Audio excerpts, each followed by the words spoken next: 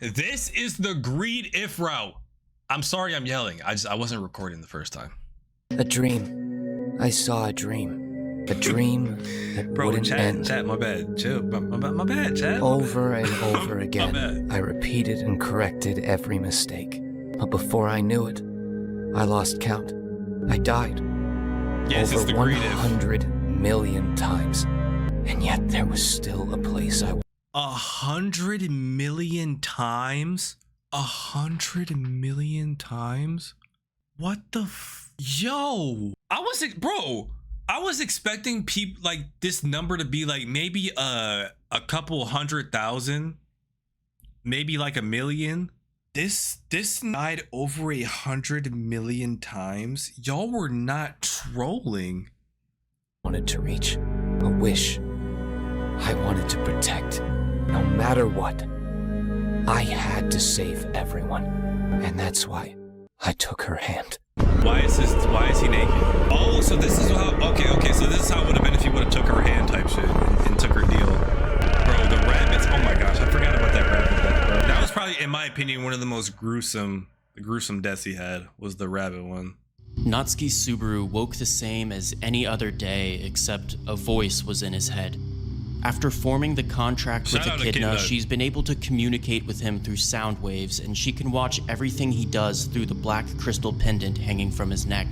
With Echidna's help, Subaru was able to save the sanctuary, pass the trials, and protect everyone he cares about. But that didn't come without a cost. After dying over 100 million times, Natsuki Subaru was now a completely different person.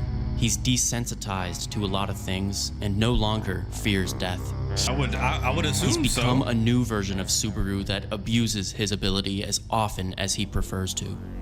All the while, the Witch of Greed watches him in amusement. This is Casanero, the Greed If story. Bro, like yo, can we watch the Lust If again? Drew, why do you want to watch that again? Just out of curiosity, why do you want to watch that again? But bro, like that's so like, she is the witch of greed. So like, it makes sense. It's just like, that's so fucked up, bro. Using it, like he feels every single death.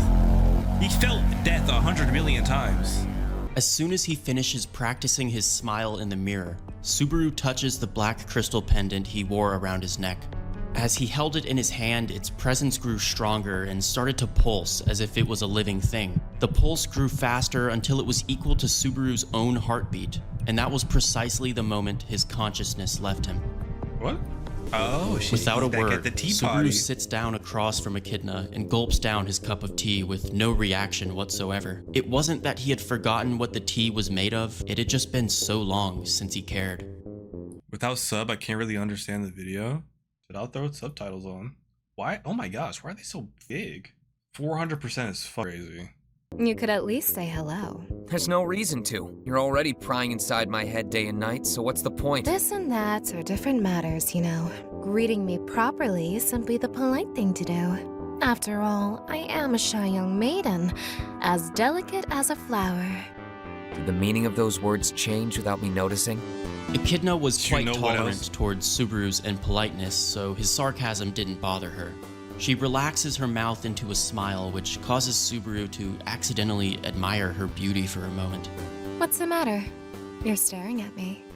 She was a perverse, demonic figure that exuded a sensation of inescapable ruin and destruction. But Subaru still found it difficult to be afraid of her. The two of them talk for a bit, but it wasn't typical for them to delve into idle gossip, so Subaru planned on returning to reality as soon as possible. Before leaving, he tells her that from now on, he's removing the pendant whenever he uses the bathroom. And then, despite her pleas for him to stay, Subaru exits the tea party without saying goodbye to Echidna, leaving her with nothing but a sigh. What? What the fuck? Why do you want to see this nigga take a piss? Bro, no. That's a different level of free, bro. That's not even, bro. I mean, bro, she's just a freak. That's not, at some point, that's not greed no more. You just flat out freaky as hell, bro. Why do you want to see this nigga take a piss, bro? Why? The hell? When his consciousness returns, he confirms that only a few seconds have passed, but he still wasn't used to the discomfort produced by the gap between worlds. Maybe I'll never get used to it. Subaru spoke out loud, talking to himself, but Echidna was always listening and would often interject with her own suggestions, which began to annoy Subaru to the point that he asked her not to speak with him if it wasn't necessary. Yes, I understand. I'll be silent except for when it's absolutely necessary. You just made a witch obey you. You truly are a master at this. Shut the hell up! There was a sudden knock on Subaru's door, but having repeated this loop already, he knew exactly who it was. Right on schedule, Petra says good morning and explains that she's got plans to go shopping this afternoon. However, she doesn't know if the weather will be nice enough. They chat for a bit longer, and then Subaru visits the courtyard where Garfield was sparring with Reinhardt. Garfield fought with his full strength, but was easily defeated. Too weak to continue, Garfield left angrily to go wash off the dirt his body was covered with. Reinhardt, on the other hand, didn't even work up a sweat, and somehow the grass underneath him had returned to its original clean state. What? This thing is aura for.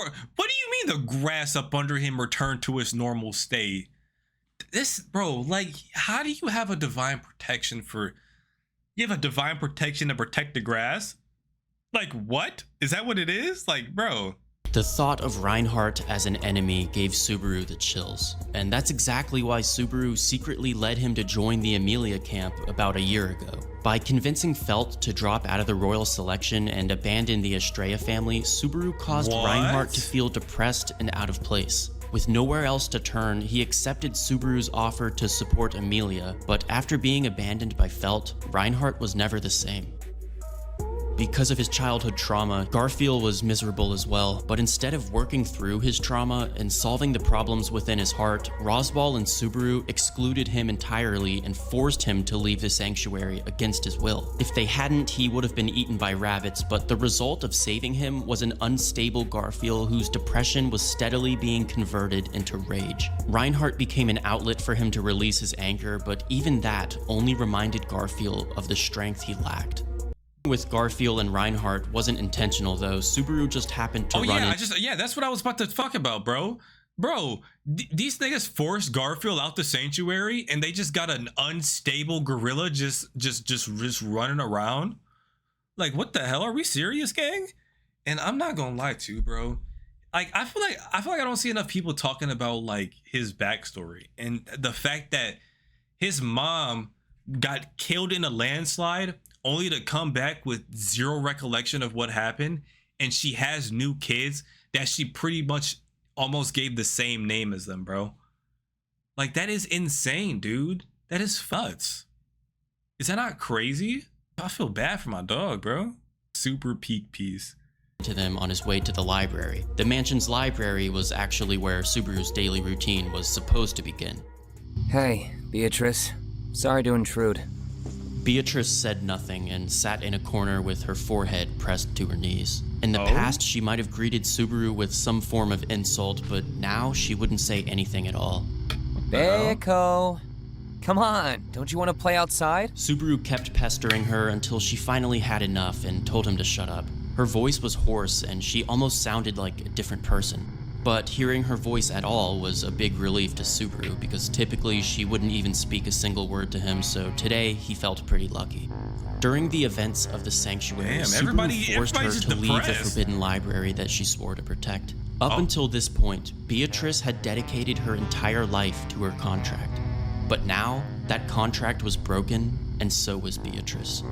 In a deep depression, Beatrice spent the rest of her days incessantly sobbing, with a non-existent will to live. Subaru wrapped his arms around her to comfort her shivering body without knowing that he was really the one searching for comfort. But Beatrice hated it, so she clawed at his neck until it bled. Subaru eventually gave up and shut the door behind him on his way out, leaving Beatrice alone once more. Back then, I wonder if I should have lied to her. I could have said I was that person. Saving her life was the right thing to do. Though it is a shame that her contract was broken in the process. Wait, hold on a second. Isn't it your fault that she ended up this way? Yeah, Well, yeah, of it is. course, I will take partial responsibility for the child's solitude, but Partial? You literally told her to just sit there and wait for some person that you yourself, you didn't even know who that person was, bro. Like, gang, what are we talking my about? intent was certainly not to force misfortune upon her. I do hope you understand. I Even think it if was. devastated by regret momentarily, there will come a day where that child is free again. In due time, someone will accept her. Perhaps that someone is you. There are an infinite number of possibilities, after all. With this No, she's actually conversation a with Echidna, deadbeat-ass Subaru mother, ran bro. into Roswaal in the hallway. Roswaal appeared to be in an excellent mood, and there was a certain element of respect in the way he addressed Subaru. Like, of course he Roswaal is. had come to appreciate Subaru's utility and respected him for all he's accomplished. Subaru wasn't too happy to be working with him though, especially considering all the trouble he caused at the sanctuary. However, Roswaal was too great an asset to be cast aside. So reluctantly, Subaru cooperated fuck? with Roswaal, and the two of them worked together towards achieving their respective goals. Because Roswaal changed the way he acted towards Subaru, Ram did as well. She no longer insulted him or called him Barusu, she spoke with courtesy in a dignified Really? manner as any maid would. However, there were no traces of familiarity or friendliness in her voice. She was distant and treated him as if he were an esteemed guest whom she had no prior connection with. In the room with Damn. Ram and Subaru, Rem slept silently in her bed as she has been for the past 2 years. At Oh, Subaru's no, request, Rem. Ram left the room, giving Subaru some alone time with Rem. Well, Rem and someone else. Hey, Echidna, For you to call me is truly a rarity. could you remind me how to wake her up? Echidna explains that there are 3 possible ways to save Rem. The first is to find and question the Sin Archbishop of Gluttony and try to make them reverse the effects of their authority. However, finding them would prove to be enough of a challenge, and defeating them would be even more difficult, and we don't even know if the authority can be reversed. The second option is about as equally unlikely as the first because it would require cooperation from the Sage, which according to Echidna isn't a realistic expectation either. So we're really only left with the third option, which is to obtain the blood of the divine dragon. The omnipotent power in the dragon's blood would certainly be enough to wake Rem from her sleep. You want this mortal Subaru, my goat, to go and get blood from a dragon. A dragon. I would rather question gluttony than go. Like, I feel like either way it goes, like, it's either if you go the gluttony route, then like at least you might be able to walk out of that with your life. You want me to go milk a dragon, but then again, Reinhardt is in his camp, so he could just make Reinhardt go with him. But like, still, damn though, dude. Yo, I love that Vertex underscore the animation Fuji so just much. subscribed. Appreciate that sub, broski. Milk me. All right, let's. However, the dragon only offers his blood to the ruler of the kingdom. And that's why you absolutely must make Amelia the ruler. Oh, if you're a ruler, you have that little shit. Subaru knocks on Amelia's door, and Amelia knocks back from the other side.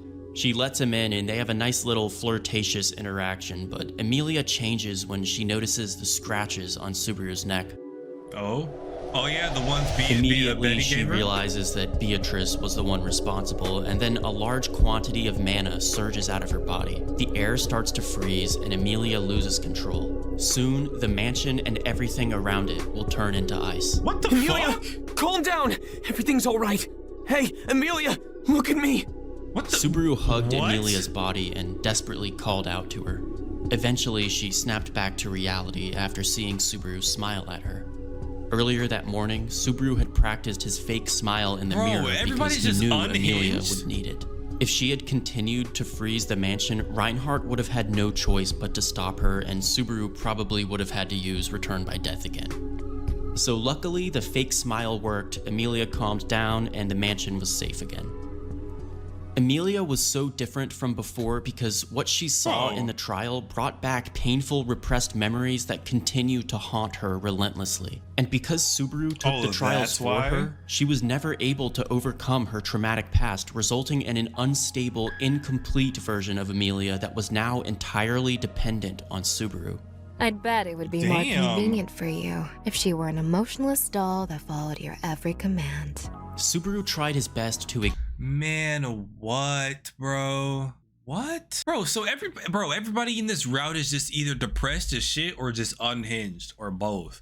Like, what do you mean just an emotionless doll? Like, that's why the greed route, like, it's not like, bro, Subaru shouldn't be the hero in every single moment, bro. It's literally like she's like was just explained, like she needed to go through that so she could reconcile with her past and, like, you know, move forward and get over it, not experience it, have Subaru do it for her, and then now you just you've been reminded about your past, so now that's on your mind. So instead of dealing with it and having someone else do it, you're not, like, it's just there, and now you just gotta hold that in.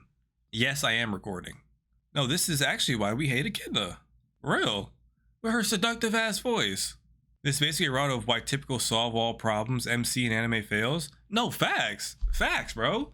Bro, literally, like, if Subaru just solved everything, no other character would be fleshed out, have any character development, have any sort of, like, purpose in the story. Like, it just derails everything because he's just the white knight saving everybody. Like, that's not how, like, I hate those types of stories where just, like, the MC just saves everybody and, like, the side characters don't, like, you know, actually deal with their whatever they have going on or, like, do something for themselves.